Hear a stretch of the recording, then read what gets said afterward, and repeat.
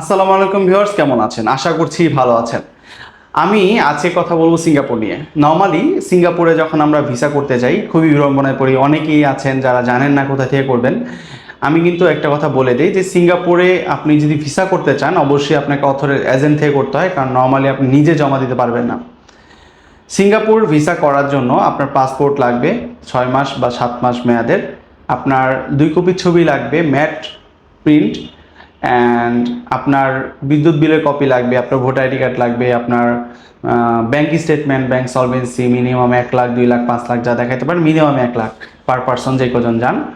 আপনি যদি জব করেন NOC, ID card plus pad, আপনি যদি বিজনেস করেন প্যাড, আপনার যদি ট্যাক্স দেওয়া থাকে ট্যাক্স রিটার্ন, সেগুলো সব দিতে হয়। এবং যত কাগজ দিতে পারবেন তত আপনার ভিসা হওয়ার সম্ভাবনা সবচেয়ে বেশি। আচ্ছা, এখন যে বিষয় নিয়ে কথা বলবো, আপনি যদি ভিসা হয়ে যায়, ধরেন ভিসা হয়ে গেল, তাহলে এরপরে আসি আমরা লেটস গো ফর ট্যুর। আপনি যদি ট্যুরে যান, এর আগে বলে দিই আমি ভিসা কিন্তু করেছিলাম চক্কর হলিডেজ থেকে। আপনি চাইলে চক্কর হলিডেজের সাথে যোগাযোগ করতে পারেন অথবা অন্য কোথাও যোগাযোগ করতে পারেন, বাট আমার কাছে তার কাছে রিলায়েবল মনে হয়। হোয়াট এভার, যদি ট্যুর করতে যান তাহলে আপনি কিন্তু ট্যুরের যে বিষয়টা, সর্বপ্রথম যেটা দরকার প্ল্যানিং। আপনি কিন্তু বেস্ট একটা প্ল্যান করে যেতে হবে। প্লাস সিঙ্গাপুর নিয়ে আসলে বলার কিছু নাই, আমাদের কাছে মনে হয় সিঙ্গাপুর সবচেয়ে বেস্ট একটা প্লেস।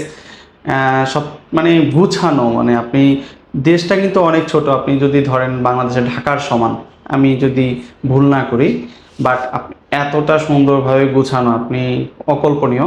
সিঙ্গাপুরে এখন যতটুক যাবেন, যত জায়গায় যাবেন, প্রত্যেকটা জায়গায় মনে হবে যে আর্ট করা, মানে এত সুন্দরভাবে তারা আসলে এটাকে সাজিয়েছে। সো প্রথমে আমি চলে যাই আসলে মেরিনা বেতে, এবং মেরিনা বে থেকে আমি আবার ওই দিন চলে আসি রাত্রে, যেহেতু যাই মেরিনা বেতে। মেরিনা বের মজাটা হচ্ছে এখান থেকে পুরা সিটিটাকে দেখা যায় সুন্দরভাবে। এখানে আমরা যদি এভাবে বলি যে একটা ইয়া আছে যে পুরো সার্কেল করে আর কি, আপনি আস্তে আস্তে আস্তে আস্তে পুরোটা ঘুরে এটা পুরো সিটি দেখা যায়। হোয়াট এভার, আরও অনেকগুলাই প্লেস আছে। আপনি যেমন সান্তোস আইল্যান্ড আছে, তারপর আহ, অনেকগুলা প্লেস আছে আর কি। হোয়াট এভার, আমি মেন টিপসে যাই যে আপনি যদি সিঙ্গাপুর যান তাহলে কীভাবে যাবেন, কেন যাবেন বা কোথায় যাবেন।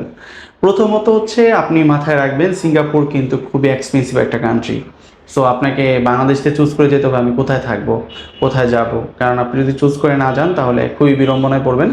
খুবই এক্সপেন্সিভ, টাকা খেলে যেতেই থাকে যেতেই থাকে। আপনি ধরেন এয়ারপোর্টে নামছেন, এয়ারপোর্ট থেকে হোটেলে যাবেন, হোটেলের ভাড়া হচ্ছে প্রায় মনে করেন 5,000 টাকা চলে যাবে, মানে $50, কিন্তু দূরত্ব বেশি না, কিন্তু $50, $60, $100 ভাড়া চলে যাবে।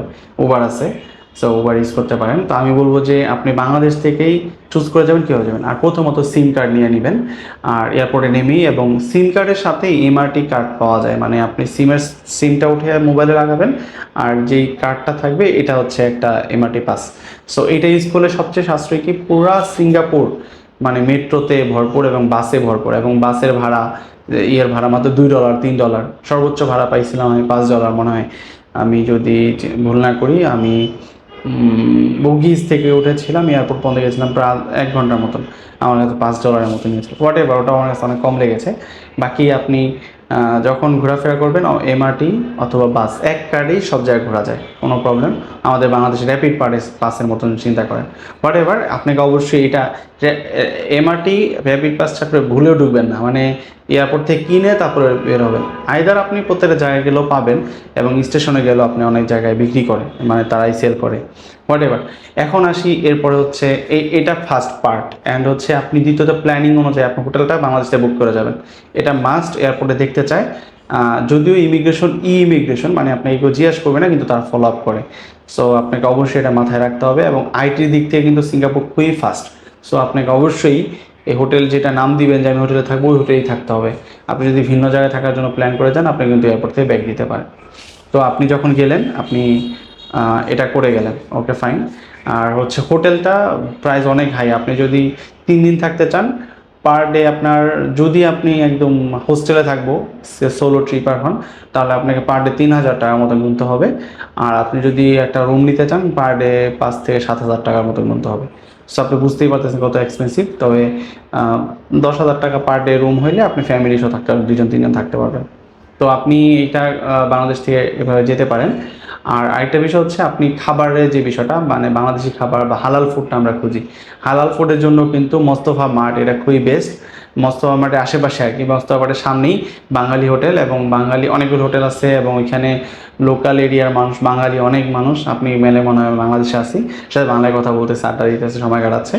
আর আপনি একটা জায়গা আছে যেখানে হচ্ছে খুব কম দামে অনেক কিছু পাওয়া যায়, লিটল ইন্ডিয়া চকলেট, তারপর আদার্স কিছু আইটেম, এটা লিটল ইন্ডিয়া বলে। এখানে কিন্তু অনেক কিছু পাওয়া যায়। তারপর চায়না টাউন আছে ঘোরার মতন, তারপর গার্ডেন বাই দ্য বে একটা আছে, অনেক সুন্দর সুন্দর জায়গা আছে আপনি ঘোরার মতন, আপনি গুগল থেকে দেখে নিতে পারেন। আপনি চাইলে সেখানে সিটি ট্যুর আছে $100 মতন, এটা আপনি নিয়ে নিতে পারেন, তার ভালো হয়, মানে সবগুলো প্লেস দেখায়। বাট আমার মনে হয় ওইটাও খুব একটা জরুরি না, যদি আপনি নিজে যেতে পারেন আইদার আপনি ওইটা ইউজ করতে পারেন, খারাপ না, সবগুলো প্লেস মোটামুটি সময় দেয়। আর আপনি যদি আহ, একদম মনে হয় যে আমি নতুন, আমি আসলে বুঝবো না, দেন আপনি কোনো ট্রাভেল এজেন্সির মাধ্যমে যেতে পারেন। সেক্ষেত্রে চক্কর হলিডেজ আপনাদেরকে মোটামুটি সাপোর্ট দিতে পারে। আমি চক্কর হলিডেজ থেকে অনেক কিছু নিয়েছি, যেমন হোটেল, এয়ার টিকেট।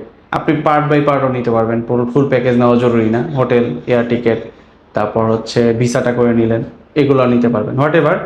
আমি আর দীঘায় করতে চাই না। সিঙ্গাপুর খুবই সুন্দর একটা কান্ট্রি, আপনি চাইলে যেতে পারেন, আমি আবার হয়তো যাব, খুব রিসেন্ট আমার ইচ্ছা আছে। সো ভিডিওটি ভালো লাগলে অবশ্যই সাবস্ক্রাইব করবেন, লাইক দিবেন, কোনো প্রশ্ন থাকলে আমাদের কমেন্টে জানাবেন, আমরা চেষ্টা করবো আপনার উত্তর দেওয়ার জন্য। ভালো থাকবেন, আসসালামু আলাইকুম।